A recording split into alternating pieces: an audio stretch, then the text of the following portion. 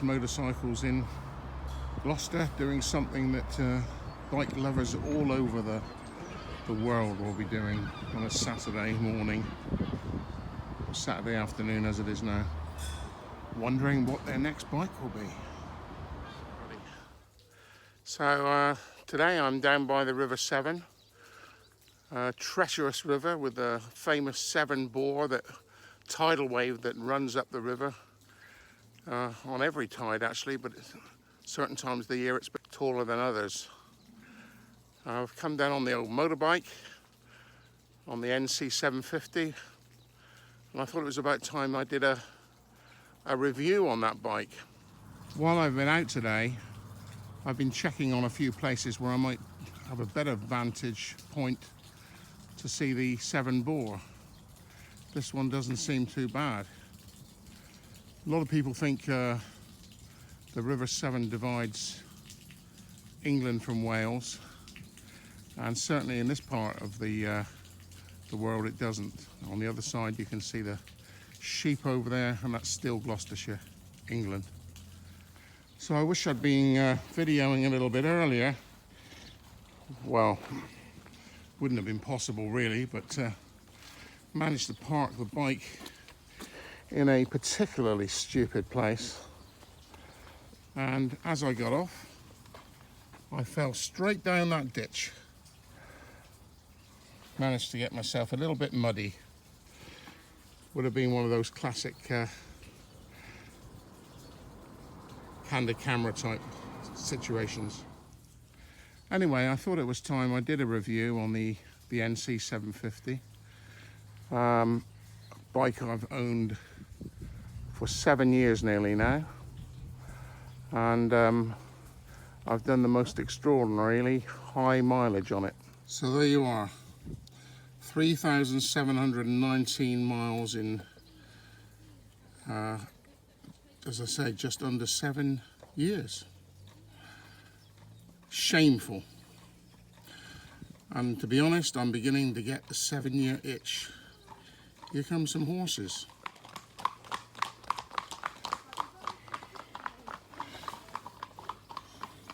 So the other thing that's worth looking at here is that's how far I've been so far today. That's how far I've been on this tank of fuel.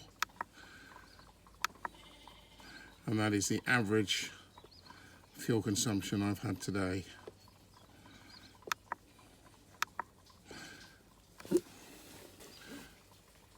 Straightforward instruments showing the time, obviously, several views of mileages, odometer, what gear you're in, what speed you're in, proper fuel gauge on the right, which is a little bit unreliable.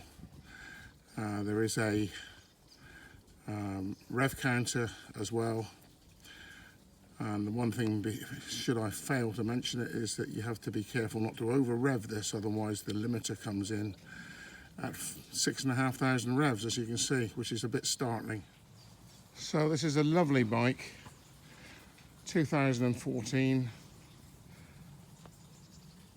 It's a 750 twin, basically half a Honda Jazz engine, and it pulls really well, but as I say, it doesn't like to be revved. You shouldn't, or if you do over rev it, you're going to have a bit of a shock. It's a little bit of a cross between a tourer and an adventure bike, perfect for commuting as well.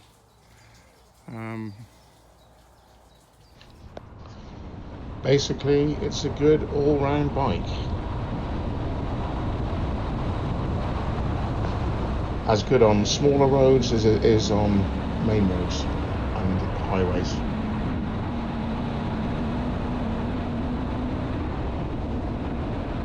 So right now we are actually in Wales. I took a ride across through the Forest of Dean and across the River Wye. This is the River Wye, and on my right is England and on my left is Wales. And I'm racing the rain at the moment, which is heading for the Severn Bridge If I don't get over there in the next 20 minutes, I'm likely to get soaked. But anyway, back to this bike. Probably the best all-round bike I've ever had. Not exactly exhilarating to ride, but does 70, 80, 90 miles an hour. It's a bike that'll go on and on, and it'll carry me and my wife, no problem. And I'm very, very happy with it. Well, I managed to miss all but a sprinkle of the rain, and thank goodness back in the Cotswolds again, out of the land of unintelligible language and men appreciating sheep. Basically, I had a bit of a shock because when I got down to Chepstow, the Severn Bridge was closed. So we were sent on a 25-mile detour further into Wales so as we could get back across the Prince of Wales Bridge on the M4. So I really did think I was going to hit the rain, but the roads were just damp. Anyway, what more can I say about this bike? I can sort of describe it a bit like driving a diesel car, not high revving, pulling from low revs, all the way up to the legal speed limit and beyond where circumstances allow on private roads and off-road, of course. You may well then get it to cruise at about 85 maximum, I would say. Anything above that speed, it's not really comfortable. As you can see, I've done nothing to it. It's just got the stock exhaust. It doesn't sound very exciting. I mean, it's a sensible bike for a sensible person. Don't expect to be utterly thrilled by it, but you will definitely be very impressed with its performance, build quality, reliability, etc. If you wanted to hear what it sounds like, we can arrange that.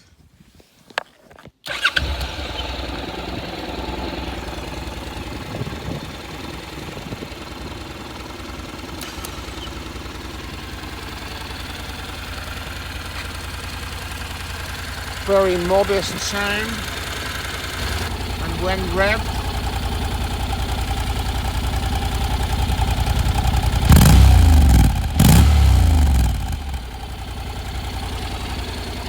sounds like a sensible motorcycle to me. Well, thanks so much for watching, and I hope you found this video helpful.